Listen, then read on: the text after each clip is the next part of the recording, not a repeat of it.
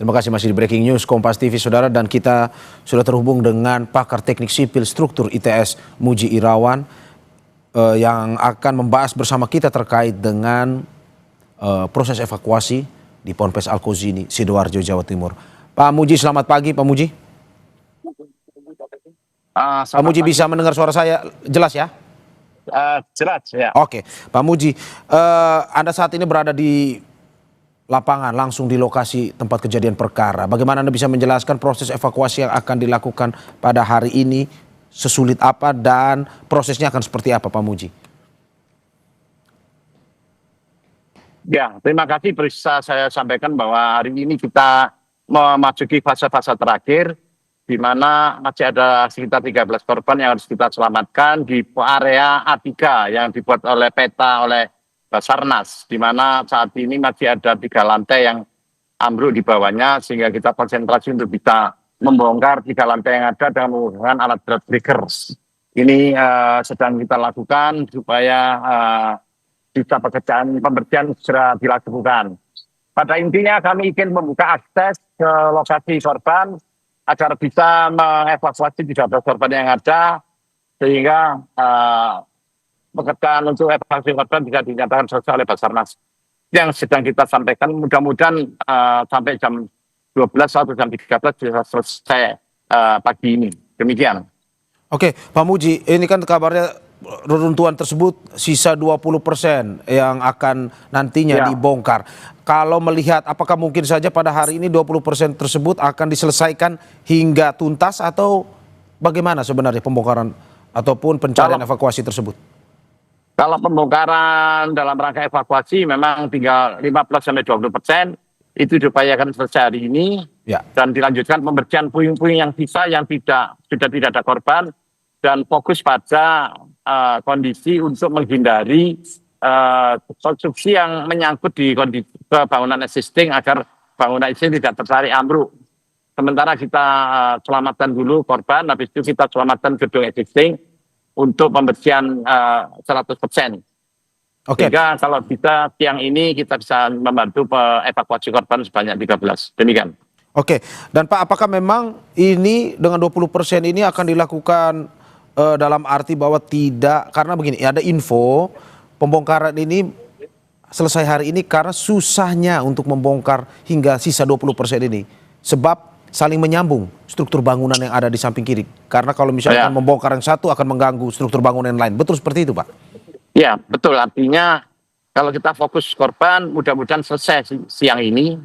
Ada 13 itu, begitu bisa terbuka aksesnya, bisa langsung kita evakuasi 13 korban tersebut dalam waktu cepat, karena tim Basarnas sudah standby untuk melakukan evakuasi karena menunggu dibukanya akses dari bawah. Di bawah tumpukan 3 lantai yang ada di atasnya, itu kita fokuskan itu sehingga pekerjaan Basarnas untuk evakuasi korban selesai. Selanjutnya kalau evakuasi korban selesai, kami akan berhati-hati untuk menarik atau membongkar sisa puing-puing yang ada yang tersangkut pada gedung existing, agar tidak ada tarikan pada gedung existing sehingga gedung existing akan tidak stabil dan menyebabkan roboh. Ini juga hal sangat penting. Meskipun evakuasi korban selesai dilaksanakan. Oke, Pak Muji, ini saya catat juga bahwa perhatian ini langsung dari Presiden Prabowo yang mengatakan akan mendata kondisi konstruksi bangunan pondok pesantren di seluruh Indonesia. Berhubungan dengan konstruksi ini, kalau Anda melihat dari pesantren Al-Kozini, apakah menurut Anda ini sebuah konstruksi yang tidak sesuai aturan atau seperti apa sebenarnya? Ya, kalau ditanya mana yang paling penting untuk konstruksi seperti fasilitas umum pendidikan yang berbentuk gedung bertingkat ini, adalah yang kami temukan bahwa sambungan-sambungannya itu tidak bekerja, tidak dipasang dengan baik. Kayaknya orang bisa membangun bentuknya dari luar sama, tapi di dalamnya sambungan-sambungan tulangan antar balok kolom, balok-balok ini dikerjakan tidak sempurna. Begitu ada goyangan atau beban berlebih, ini langsung ambruk dan kolaps seketika, dan ini membahayakan orang-orang atau penghuni yang ada di bawahnya. Sekali lagi, pun mengacu pada perintah Presiden kepada teman-teman atau siapapun pemilik fasilitas umum yang akan dibangun, silakan untuk berkonsultasi dengan pemerintah daerah setempat atau kami perguruan tinggi untuk melakukan konsultasi agar di dalam baik perencanaan maupun pelaksanaan bisa aman, safety faktornya cukup, sehingga aset ini bisa dimanfaatkan dengan baik oleh penghuninya nantinya dalam jangka waktu yang cukup panjang. Seperti itu, kami siap dan sebetulnya standar nasional Indonesia sudah beredar cukup lama dan bisa diaju, bisa dipakai sebagai acuan dalam pembangunan gedung, khususnya gedung bertingkat. Demikian. Oke, Pak Muji, bangunan yang roboh satu sisi, tapi bagaimana Anda melihat dengan bangunan yang masih berdiri di Ponpes Al-Kozi ini? Apakah menurut Anda, dari pengamatan Anda, memang sudah sesuai dengan konstruksinya sehingga aman atau bagaimana? Ya, untuk memastikan pertanyaan tadi apakah konstruksinya masih aman apa tidak, secara visual memang ini perlu di-assessment, perlu diperiksa lagi. Ada beberapa solusi untuk gedung existing yang ada, bila mana bisa dilakukan perkuatan, ya nanti kita bantu untuk metode atau teknik perkuatan. Bila mana harus dibongkar, ya harus dibongkar, karena kalau tidak akan membahayakan bangunannya. Tetap saya geser karena ekskavatornya mau berat. Oke, silakan Pak. Ya. Harus berarti tetap berhati-hati dalam Ya. berada di lapangan dan sambil kita Ya. mencari informasi terus. Nah Pak, apa sebenarnya yang Anda ingin sampaikan bahwa ke depan apakah memang secara umum apa yang menjadi kejadian di Ponpes Al-Kozi ini 1 dan 2 atau Anda melihat sebenarnya banyak bangunan baik itu sekolah maupun asrama di wilayah Indonesia ataupun di Jawa Timur lah kita spesifik itu yang masih konstruksinya ini masih betul-betul tidak sesuai dengan aturan sebenarnya? Ya, saya tidak bisa berandai-andai. Intinya kami siap, tidak hanya pondok pesantren Al-Kozi ini, pondok-pondok pesantren yang lainnya pun kita siap. Dan itu sudah pernah saya lakukan di beberapa pondok yang meminta bantuan ke saya, daerah Lamongan, daerah Situbondo, beberapa juga masjid-masjid yang mempunyai lantai yang cukup tinggi, termasuk kubahnya, sudah sering kita bantu. Monggo yang lainnya bisa kita bisa merapat ke kami untuk kita bantu. Dan sebetulnya pemerintah daerah setempat juga sudah boleh didatangi untuk minta bantuan baik perencanaan maupun pengawasan pembangunan. Saya kira itu. Saya kira kita tidak bisa berandai-andai. Mari kita bersama-sama membangun aset yang cukup handal. Oke. Demikian. Dan apakah ini Anda juga sudah memberikan masukan kepada pemerintah setempat, baik itu pemerintah provinsi, kabupaten, sehingga tidak terjadi hal yang serupa? Ya, ini sudah saya sampaikan kepada pemerintah Kabupaten Sidoarjo dan Provinsi Jawa Timur. Kami ITS siap melakukan bantuan backup untuk agar pembangunan aset fasilitas pendidikan ini bisa berjalan dengan baik, mulai dari perencanaan maupun pelaksanaan aman buat penghuninya. Oke, Pak, kalau lebih teknis soal pencarian hari ini, bagaimana Anda melihat bahwa pencarian hari ini akan lebih banyak menggunakan alat berat untuk menyelesaikan yang sisanya itu, atau lebih banyak tenaga manusianya dalam arti untuk membongkar reruntuhan yang sisa 20% itu? Saya kira yang saat ini kita fokus ke alat-alat berat karena masih ada 3 lapis lantai yang kita bongkar. Namun demikian kita juga tetap harus memanfaatkan pengambilan material dalam kondisi manual ya. Tenaga ahli, tenaga bantuan dari Polri dan TNI cukup banyak bila mana diperlukan untuk pemindahan secara manual. Tetapi kita sekarang fokus untuk pembongkaran 3 lapis lantai di atas korban dan alat-alat berat baik breaking, crane maupun ekskavator. Oke, dari 3 lapis yang Anda tadi sampaikan itu sebenarnya kondisi yang paling parah berada di wilayah yang mana, Pak? Di Bangunannya? blok A3. Blok A3 ada ya? A1, A1, A2, A3, A4, A1, A2, A4 sudah selesai, tinggal A3. A3 itu kalau kita membayangkannya itu berada di posisi paling atas atau di dasar?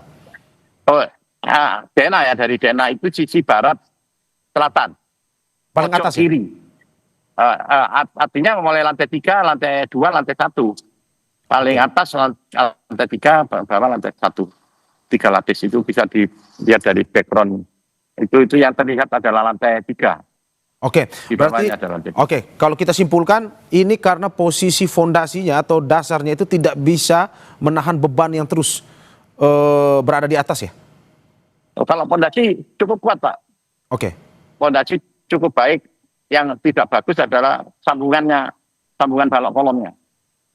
sambungan ini yang akhirnya membuat Melepas. tekanan bangunan dari atas itu terus menurun ke bawah gitu ya maksudnya? Ya, karena lepas. Balok dan kolomnya lepas, sehingga langsung turun ke bawah. Oke, kalau dari investigasi Anda selama proses evakuasi pun juga proses pencarian korban, melihat konstruksi bangunan ini, menurut Anda apakah memang di awal pada masa pembangunan ini dilakukan oleh ahli atau bukan sebenarnya? Ya, itu saya tidak bisa menjawab karena belum ada informasi yang masuk ke saya. Karena saya masih fokus ke evakuasi korban dan pembongkaran lahan. Nanti bisa ditanyakan, karena ini dari pihak-pihak yang berwajib sudah melakukan proses untuk pengumpulan data mengenai pembangunan ini, mulai dari perencanaan maupun pelaksanaan. Sedang diproses untuk mengumpulkan data. Oke, oke.